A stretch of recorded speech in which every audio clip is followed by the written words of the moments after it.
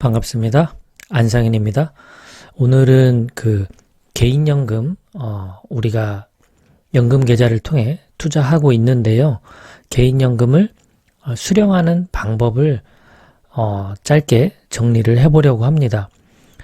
개인연금에 대한 영상을 준비를 했지만 저는 사실 연금에 대해서 제대로 이해하기는 어렵습니다. 왜냐하면 나이가 들어서 그 노후 생활을 해봐야 그래야 연금의 필요성을 제대로 경험해 볼 수 있잖아요. 아직 제가 그 나이가 안 되었기 때문에 잘 모르는데요. 연금 박사로 유명한 이영주 대표님은 이렇게 말씀하시더군요. 암에 걸렸던 사람이 건강의 중요성을 알듯이 나이 들어 생활을 해봐야 연금의 소중함을 깨닫는다. 자, 오늘은 연금 수령 방법인데요. 연금을 준비하는 방법도 여러 가지가 있죠. 저는 이 마인드TV에서 제가 추천하는 방식은 주식 투자, 특히 ETF 투자를 통해서 연금 저축을 운영하는 방법 많이 말씀을 드리고 있고요. 오늘 그 관점에서 설명을 좀 드려볼게요.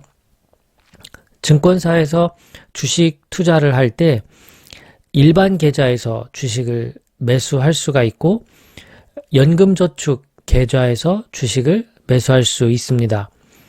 연금저축 계좌는 개인연금을 준비할 수 있도록 국가에서 세제 혜택을 주는 그런 연금 제도라고 볼 수가 있는데요.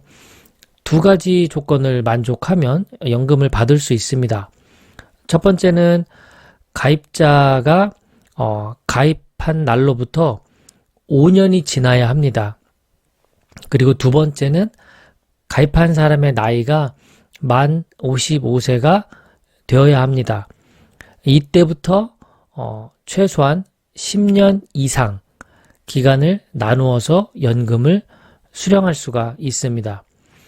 만 55세가 되어서 바로 받을 수도 있고 다른 소득이 있다면 연금 수령 개시를 늦출 수도 있습니다. 투자 기간이 늘어나니까 연금을 받을 수 있는 금액이 커질 수도 있고 또 게다가 연금 소득세도 줄어들 수가 있죠. 보시는 표와 같이 연금 수령할 때 연금 소득세를 부과를 하는데요. 연금을 개시하는 그 연령이 만 70세 미만, 그러니까 70세까지는 5.5% 연금 소득세를 내고 그리고 만 70세 이상 그리고 80세까지는 4.4% 그리고 만 80세 이상 연금을 개시를 시작하면 3.3%만 세금을 냅니다. 이 연금 소득세는 내가 죽기 전까지 연금을 수령하게 될 텐데요. 이 세율이 그대로 적용이 되기 때문에 1.1% 정도 이게 별거 있겠느냐 이렇게 생각할 수도 있겠지만 예를 들어서 100만 원씩 연금을 받는다면 5.5% 세금은 55,000원, 4.4%는 44,000원만 냅니다. 매달 연금을 받는 그러니까 죽기 전까지 계속 이 세금이 적용이 되는 겁니다. 그리고 연금 수령액이 연간 1,200만 원을 넘어가면 종합소득세율에 합산을 해서 적용이 됩니다. 근데 이 부분은 시간이 갈수록 저 연 1,200만 원은 늘어날 가능성이 많습니다. 아마 올해 개정안에도 저 1,200만 원이 1,400만 원이었나요? 아무튼 더 올리는 쪽으로 개편이 될 겁니다. 아직까지 연금을 받는 사람들이 많지 않다 보니까 과거에 만들어진 어떤 규정이 지금까지도 그대로 적용이 되고 있어요. 현실에 맞게 변경될 거라고 기대해 봅니다. 자, 증권사에서는 연금 수령 조건이 되는 가입한 지 5년이 넘고 만 55세가 경과된 이런 사람들, 가입자에게 다음과 같은 사항을 안내를 의무적으로 해야 됩니다. 그러니까 언제부터 연금 수령이 가능한지, 그리고 현재 연금 수령하는 시점에 대해서 변경이 가능하다라는 사실, 그리고 세 번째는 이제 이 금융회사가 정하는 여러 가지 방식에 따라서 어떻게 연금을 받을지 그 개시 방법에 대해서 신청을 해야 된다라는 사실을 통보해 주게 됩니다. 그러면 이제 우리가 증권사에서 연락을 받고 연금을 내가 받아야 되겠다라고 결정을 했다면 언제부터 받을지, 그리고 수령할 주기, 그리고 수령할 금액, 이런 것들을 지정할 수가 있죠. 신청할 때 필요한 서류는 국세청 홈택스에 들어가면 연금보험료 등 소득세액공제 확인서라는 것을 발급받아서 증권사에 직접 제출을 하거나, 아니면 그 발급 번호를 금융회사의 그 온라인 상에서 그 화면에 입력을 하면 가능합니다. 연금을 수령할 때에는 우리가 소득공제 신청을 한 분들은 소득공제 받은 금액이 있고, 또 그 금액 이상으로 초과를 해서 연금 저축에 투자한 분들이 있거든요. 그래서 세액공제 받지 않은 돈, 이 돈이 먼저 인출이 되고, 그리고 세액공제 받은 돈이 나중에 인출이 됩니다. 세액공제 받지 않은 돈은 어차피 혜택을 입은 게 없기 때문에 연금 소득세를 떼지 않고 연금으로 지급이 됩니다. 보통 이제 최소한 10년 동안 받아야 되기 때문에 예를 들어서 연금을 받을 시점에 내 연금저축 계좌에 1억 원이라는 돈이 이렇게 만들어져 있다면 10분의 1로 나눠서 1년에 1,000만 원 정도 받는다, 이렇게 계산을 쉽게 해볼 수가 있습니다. 그리고 연금을 받는 방법이 여러 가지가 있는데 대표적으로 두 가지를 많이 사용합니다. 첫 번째는 매달 내가 그 일정한 금액을 받겠다라는 방식, 정액 수령이 되고요.